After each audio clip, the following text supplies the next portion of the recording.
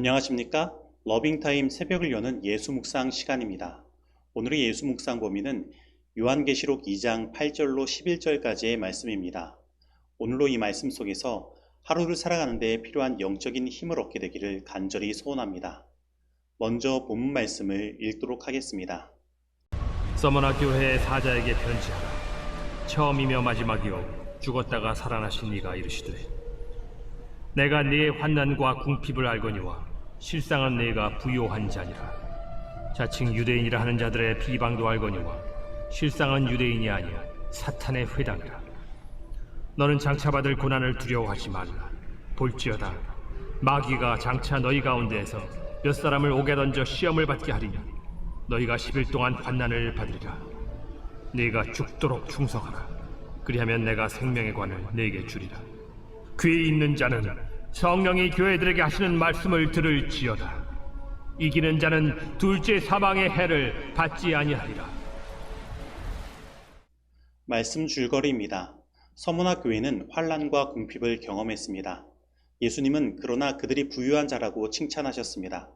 그들에게 환난이 있을지라도 죽도록 끝까지 충성하라고 권면하십니다. 그리고 예수님은 승리하는 자에게 생명의 면류관이 주어질 것이며 둘째 사망의 해를 받지 않을 것을 약속하여 주셨습니다. 우리는 흔히 요한계시록에 나타난 7교회에 보내는 기별은 각각 교회들에게 주어지는 기별이라고 생각합니다. 하지만 이 기별들이 7교회에 따로따로 보내진 것이 아니라 로마의 교통 통로를 따라 순회되어 전달되었기 때문에 모든 말씀은 각 교회 모두에게 적용되어야 할 말씀으로 기록된 것이라 말할 수 있습니다. 그리고 이 기별은 단순히 7교회들에게만 해당되는 말씀이 아니라 그 당시 아시아에 있는 모든 교회들에게 전달되어진 기별이라고 할 수 있습니다.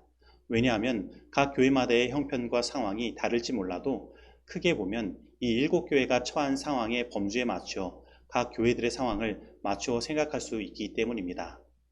그래서 우리는 이 말씀들을 단순히 여기에 등장하는 그 교회를 이해하고 그러한 교회를 예수님께서 어떻게 도우시고 기별을 주셨는지만을 바라보는 것이 아니라 이 기별들을 오늘 우리들에게도 적용하고 우리의 형편과 대입하여 생각할 필요가 있는 것입니다. 그러므로 이 7교회에 보내는 기별은 기독교의 모든 역사 속에 예수님께서 자기 백성들에게 보내는 기별로서 교회 있는 자들은 모두 들어야 하는 말씀임을 우리는 생각해야 하는 것입니다. 그러면 오늘 서머나 교회에 보내는 기별은 오늘 우리들에게 어떠한 기별을 전달해 줄까요?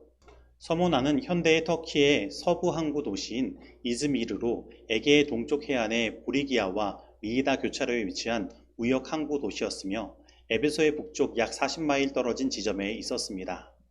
그리고 1세기경 약 20만 명 정도의 인구를 가지고 있었으며 자유의 위상을 지닌 정치, 종교, 문화의 중심지였고 또한 과학과 의학이 발달했던 도시로 명성을 날렸습니다. 그리고 그곳에는 유명한 육상 경기장, 도서관, 그리고 2만 명 수용이 가능한 공공극장이 있었습니다. 그리고 서머나는 부유한 도시였으며 아주 아름다워 아시아의 영광이라고도 불렸습니다. 그러나 서머나의 그리스도인들은 대조적으로 환난과 궁핍의 삶을 살고 있었습니다. 왜냐하면 그 도시는 황제 숭배의 중심지였으며 1년에 한 차례 모든 로마 시민들은 신성한 가이사의 제단 앞에서 향을 피우는 종교적 의무를 행하여 증명서를 발급받아야만 했고 그것을 거절하면 죽음의 위협을 받았는데 서머나의 그리스도인들은 예수님께 충성함으로 이 황제 숭배에 참여하기를 거절하였기 때문입니다. 그런데 이뿐만 아니라 그들의 삶을 비참하게 만드는 요인이 또 하나가 있었는데 그것은 바로 강력한 유대인들 때문이었습니다.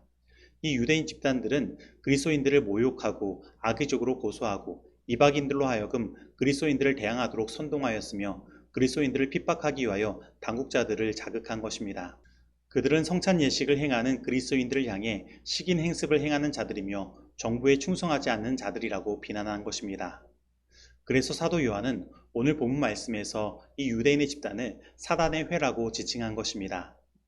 그런데 이러한 무서운 위협 속에서도 서머나의 그리스도인들은 하나님께 충성을 다하였고 극심한 고난을 받으며 죽음을 경험한 것입니다. 그러나 그들의 이러한 믿음에도 불구하고 그들은 그 극심한 환난과 궁핍으로 인하여 두려움 가운데 있을 수밖에 없었습니다. 그렇다면 이러한 형편에 있는 이 서머나 교회를 우리 예수님께서는 어떻게 돌보시고 용기를 주실까요? 요한계시록 2장 8절로 9절 말씀은 다음과 같이 말씀하고 있습니다. 서머나 교회의 사자에게 편지하기를 처음이요 나중이요 죽었다가 살아나신 이가 가라사대 내가 내 환난과 궁핍을 아노니.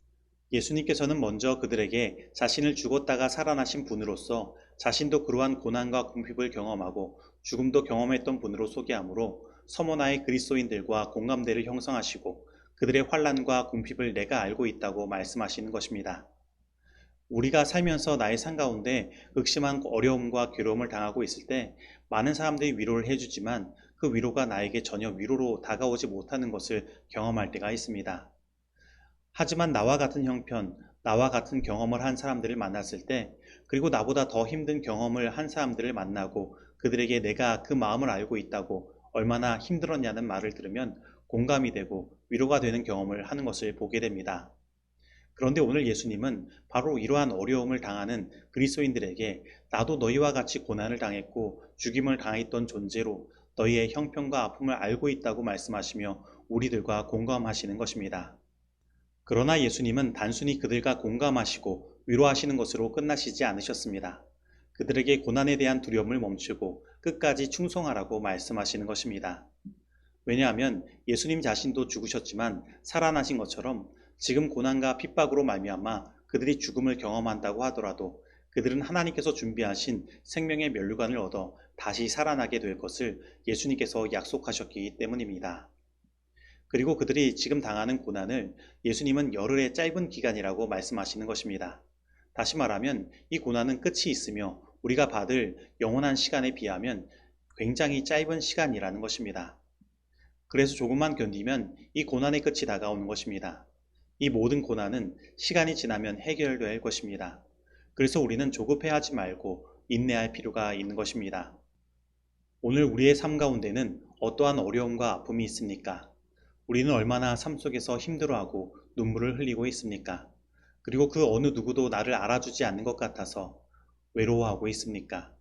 그리고 우리 인생 앞에 놓인 힘든 일들 때문에 얼마나 앞으로 나아가는 것을 두려워하고 있습니까? 그렇다면 오늘 우리와 같이 이 땅에서 고난을 당하시고 어려움을 당하신 예수님을 바라보시기 바랍니다. 세상 어느 누구도 나를 알아주지 못하고 나의 아픔을 알지 못한다고 하더라도 오직 우리 예수님만은 나보다 나를 더 잘 알고 계시며 그 아픔을 누구보다도 더 잘 아시는 것입니다.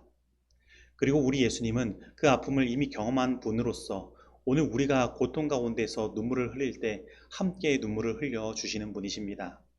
그리고 예수님은 그 어려움들을 다 헤치고 승리한 경험이 있으신 분이시기 때문에 오늘 우리들이 나아가야 할 방향을 아시는 것입니다. 그러므로 오늘 두려워하지 말고 예수님을 의지함으로 앞으로 나아가시기 바랍니다. 비록 그 앞에 환난과 핍박이 그리고 고난이 기다리고 있다고 하더라도 예수님을 믿고 앞으로 나아가시기 바랍니다. 오늘 우리들의 힘듦은 잠깐입니다. 그리고 우리들에게 주실 하나님의 상급은 영원한 생명인 것입니다. 오늘 우리가 예수님을 믿고 충성을 다한다면 예수님은 생명의 면류관을 우리들에게 허락하실 것입니다. 그리고 우리가 예수님을 믿는 믿음 때문에 다른 사람들이 누리는 것을 누리지 못해 비록 가난한 삶을 산다고 하여도 우리는 낭망할 필요가 없습니다. 왜냐하면 우리는 영원한 하늘을 이미 얻은 자로서 그 모든 부유함을 영원히 누릴 수 있기 때문입니다. 그리고 서머나의 뜻인 몰약이 더 짓눌려 짜질 때 더 향기를 발하고 가치 있게 되는 것처럼 오늘 우리들의 삶의 고난이 더하여질수록 우리는 더 가치 있는 향기로운 냄새를 풍기는 존재가 될 것이기 때문입니다.